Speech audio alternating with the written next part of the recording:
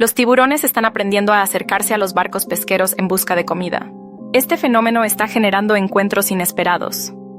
Según investigadores del Golfo de México, los tiburones asocian los motores de los barcos con comida, debido a las redes llenas de peces.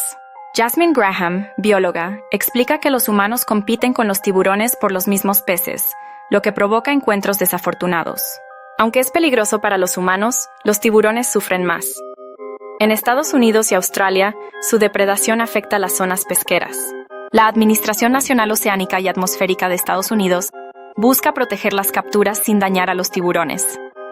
¿Cómo equilibrar esta competencia?